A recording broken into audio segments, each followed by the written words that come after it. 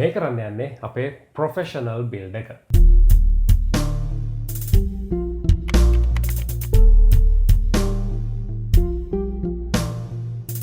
ඔගලම සාදරයෙන් පිළිගන්නවා තවත් බිල්ඩ් එකකට PC Guide LK එකෙන්. ඉතින් අද කරන්න යන්නේ ගොඩක්ම ප්‍රොෆෙෂනල් වැඩවලට කම්පියුටර් එකක් හදන්න ඉන්නවා නම් ඒ කට්ටියට වැදගත් වෙන බිල්ඩ් එකක්. ඉතින් මෙතනදී මේ බිල්ඩ් එක ගේමින් වලටත් මේ කොම්පොනන්ට්ස් ගේමින් වලටත් පාවිච්චි කරන්න පුළුවන්.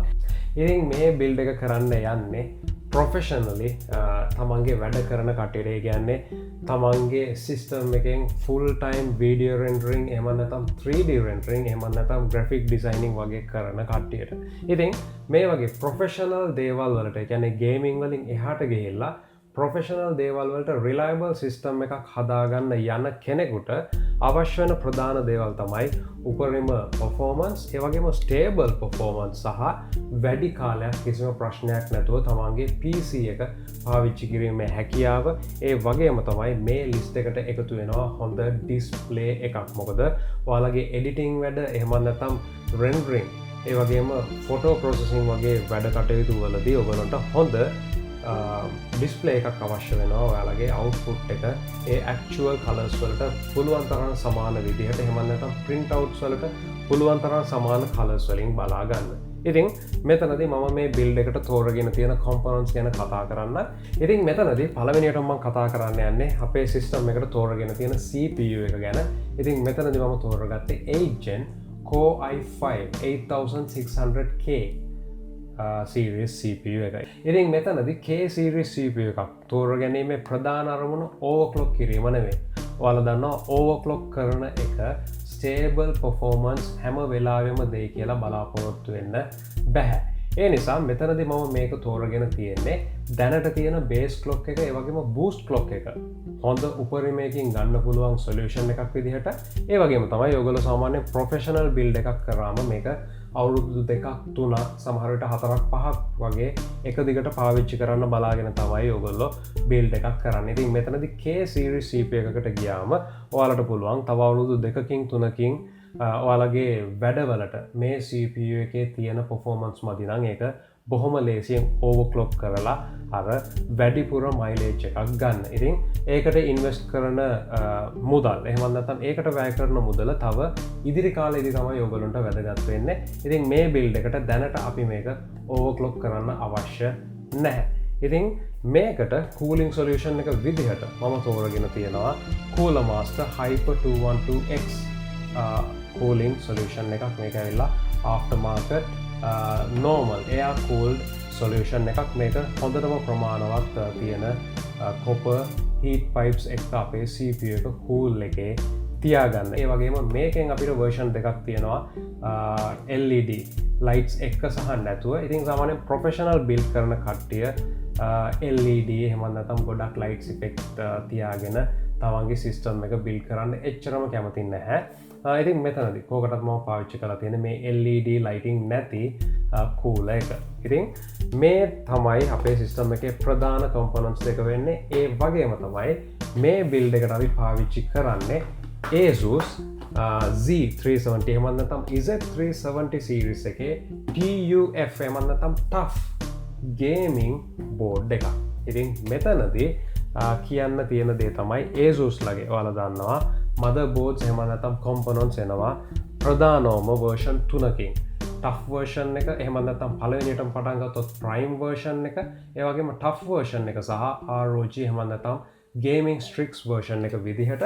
ඉතින් මෙතනදී මේ TUF එහෙම නැත්නම් TUF version එක විශේෂයෙන්ම හදලා තියෙන්නේ ගොඩක් කාලයක් එහෙම නැත්නම් වැඩි කාලයක් reliable performance එකක් ගන්න. ඉතින් මේ TUF series එක ගැන වැඩිපුර තොරතුරු අවශ්‍ය නම් පල්ලෙහා link එක ඇති මේ TUF එහෙම නැත්නම් TUF version එක ගැන කියලා ඒ ගැන කියවලා බලන්න. ඔයගොල්ලන්ට අවබෝධයක් ගන්න පුළුවන් මොන වගේ features ද ඒ වගේම මොන වගේ දේවල්ද මේගොල්ලෝ තෝරගන්නේ මේ වගේ reliable ගොඩක් කල් ප්‍රශ්නයක් නැතුව පාවිච්චි කරන්න පුළුවන් components පාවිච්චි කරන්න කියලා. ඉතින් ඒ වගේම මේ professional build එකට එහෙම නැත්නම් video rendering ඒ වගේම photo processing එහෙම නැත්නම් 3D rendering අපේ rig එකට මම තෝරගෙන තියෙනවා 16GB Corsair Vengeance ඕවර්ක්ලොක් කරන්න පුළුවන් RAM එකක්. ඉතින් මෙතනදී XMP ප්‍රොෆයිල් එක මේ RAM එකෙන් සපෝට් කරනවා. ඉතින් 16GB සිංගල් ස්ටික් එකක් තමයි මෙතනදී තෝරගෙන තියෙන්නේ. ඉතින් ඔයගොල්ලන්ට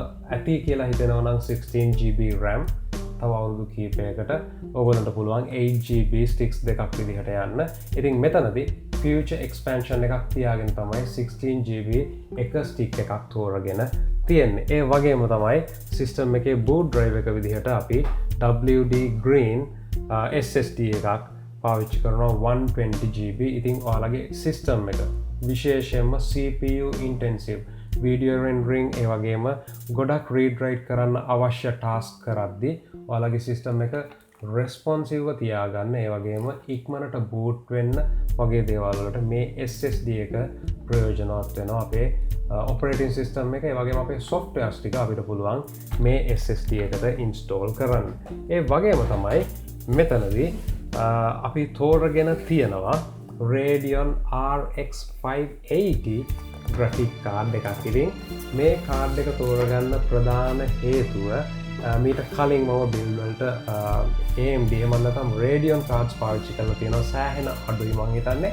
ඉතින් මෙතනදී ඕගොල්ලොන්ට මේ තියෙන සිස්ටම් එකත් එක්ක ගේමිං සෙෂන් එකකුත් මම කරන්න හිතුවා මේ RX 580 කාඩ් එකෙන්. ඉතින් ඔයාලට සාමාන්‍යයෙන් මේ සිස්ටම් එකට 4K editing වගේ යනවා නම් මේ වගේ කාඩ් එකක් පාවිච්චි කරන්න පුළුවන්. හැබැයි ඔයගොල්ලෝ සාමාන්‍යයෙන් මේකෙන් කරන්න යන්නේ 1080p editing නම් එහෙම නැත්නම් rendering වගේ දේවල් නම් 3D ඔයාලට පුළුවන් සාමාන්‍යයෙන් RX 560 කාඩ් එකක් එහෙම නැත්නම් GT 1050 කාඩ් එකකට වගේ යන්න. මොකද එතනදී GPU acceleration කියන එක බලපාන තැන් ගොඩක් වෙලාවට limited වෙනවා. සමහර විට ඔයාලගේ application වලින් මේ GPU එකෙන් දේවල් accelerate කරාට සාමාන්‍යයෙන් අපි Premiere වගේ ගත්තොත් ඒකෙන් සමහර selected effects විතරයි ඔයාලට accelerate කරන්න. ඉතින් මෙතනදී මම මේ RX 580 කාඩ් එක තෝරගෙන තියෙන්නේ මේ කාඩ් එකේ gaming performance check කරන්න. ඒ වගේම අපි බලමු මේක Premiere ඒ වගේම 3D Max වගේ software වලදී මොන වගේ performance gain එකක්ද දෙන්නේ කියලා Intel onboard graphic එක ගත්තම. ඉතින් මේ ගැනත් අපි කතා කරමු. මේක 8GB කාඩ් එකක්. ඒ වගේම තමයි මේ components වලට power එක දෙන්න මම තෝරගෙන තියෙනවා Silverstone 600W power supply එකක්. ඉතින් මෙතනදී මේ system එකට 550 වගේ power supply එකක් හොඳටම ප්‍රමාණවත්. ඒ වුණාට අනාගතයේදී වැඩි කරන්න පුළුවන් දේවල්, expand කරන්න පුළුවන් දේවල්, hard drive ගන්න වැඩි වෙන්න පුළුවන් මේ වගේ දේවල් නිසා අපිට 600W power supply එකකට යන එක ටිකක් විතර හොඳයි කියලා මම හිතුවා. ඒ වගේම තමයි අනාගතයේදී ඔයා overclock කරන්න යනවා නම් මේ rig එක K series CPU එකක් එක්ක ඒකත් වැදගත් වෙනවා. headroom එකක් තියාගන්න එක overclock කිරීම සඳහා. ඒ වගේම තමයි 1TB hard disk එකක් අපිට primary එහෙම නැත්නම් main video files වගේ දේවල් තියාගන්න අවශ්‍ය වෙනවා. ඒ වගේම තමයි ඔයාලට hard drive දෙකකට උනත් යන්න පුළුවන්. rendering වගේ දේවල් නිතරම කරනවා නම් එක hard එකක අපි හිතමු 1TB hard එකක footage තියාගෙන ඊළඟ hard එකට ඔයාලගේ render කරන files වගේ දේවල් write කරන්න. ඉතින් මේ දේවල් ටික තමයි basic system එකේ components වෙන්නේ. ඒ වගේම තමයි අපිට Asus Cerberus mechanical keyboard එකක් සහ Cerberus mouse එකක් තියෙනවා අපේ system එකේ input devices වලට. ඒ වගේම තමයි මම මෙතනදී තෝරගත්තා සාමාන්‍යයෙන් රුපියල් 10000කට වගේ අඩු හොඳට ඉඩ තියෙන කේසින් එකක්. ඉතින් මේ කේසින් එක tempered glass තියෙන කේසින් එකක්. ඔයාලට අවශ්‍ය නම් සම්පූර්ණයෙන්ම වැහිලා තියෙන low profile එකකට යන්න පුළුවන්. නමුත් මම හිතුවා මෙතනදී ඔයාලට කේසින් එක ගැන කියන්න සාමාන්‍යයෙන් මාකට් එකේ රුපියල් 10000කට අඩුවෙන් ගන්න තියෙන tempered glass solution එකක් ගැන හොඳට ඉඩ පහසුකම් තියෙන ඕනම build එකක් කරන්න. ඒ වගේම තමයි මේ සිස්ටම් එකේ එහෙම නැත්නම් මේ pro සිස්ටම් එකේ professional සිස්ටම් එකේ monitor එක ඔයාලට video editing එහෙම නැත්නම් photo editing ඒ වගේම 3D rendering වගේ දේවල් කරගන්න මම තෝරගෙන තියෙන්නේ Asus ලගේ Designo එහෙම නැත්නම් designing වලටම fine tune කරලා එන IPS panel එකක්. මේක තමයි Asus Designo series MX279 කියලා කියන්නේ. ඉතින් මේ IPS LCD panel එක ගැනත් අපි කතා කරමු මොන වගේද මේක වැදගත් වෙන්න කියලා අපේ ප්‍රොෆෙෂනල් වැඩ වලදි. ඉතින් මේ තමයි අපේ ප්‍රෝ බිල්ඩ් එක ළඟදිම අරගෙනෙනවා ප්‍රෝබිල්ඩ එක සෙටප් එක වෙන්න බඩු ටික වෙන්න. ඉතින් මේ වීඩියෝකම මෙතනින් නතර කරනවා. ඔයාලගේ අදහස් දැනගන්න කතා කරන්න පල්ලහ කමෙන්ට් සෙක්ෂන් එක දාන්න මොන වගේ ටෙස්ටිං දෝගලුන්ට කරන්න ඕනේ මොන වගේ ගේම්ස්ද ටෙස්ට් කරන්න ඕනේ. ඒ වගේම තමයි ප්‍රොෆෙෂනල් බිල්ඩ් ගැන අහගෙන හිටපු කට්ටිය ඔයාලට තියෙනවා නම් ස්පෙසිෆික් බෙන්ච්මාර්ක් එකක් මේ රිග් එකේ ටෙස්ට් කරන්න ඒ ගැනත් කමෙන්ට් එකක් දාන්න. ඔයාලගේ කමෙන්ට්ස් අනුව මට පුළුවන් උපරිමෙන් ඔයාලා ඉල්ලන බෙන්ච්මාර්ක් ටෙස්ටිං වගේ දේවල් ඔයාලට අරගෙන එන්න රිසල්ස් ඔයාලට අරගෙන එන්න මම බලාපොරොත්තු වෙනවා. ඉතින් ගොඩක් තැන්ක් යූ කියලා කියනවා නැනෝටෙක් එකට මේ තියෙන පාර්ට්ස් දීම සම්බන්ධයෙන්. ඒ වගේම තමයි FC Computers ඒ වගේම ASUS ශ්‍රී ලංකා මේ හැමෝටම තැන්ක් යූ කියලා කියනවා මේ පාර්ට්ස් දීම සම්බන්ධයෙන් මේ බිල්ඩ් එක කරන්න. ඉතින් අරගෙන එනවා වීඩියෝ එක සම්පූර්ණ බිල්ඩ් එක ස්ටෙප් බයි ස්ටෙප් ඒ වගේම ටෙස්ටිං හැම දෙයක්ම බලාපොරොත්තුවෙන් ඉන්න. සබස්ක්‍රයිබ් කරලා නැත්නම් සබස්ක්‍රයිබ් කරන්න channel එකට. හම්බෙමු තවත් වීඩියෝ එකකින්.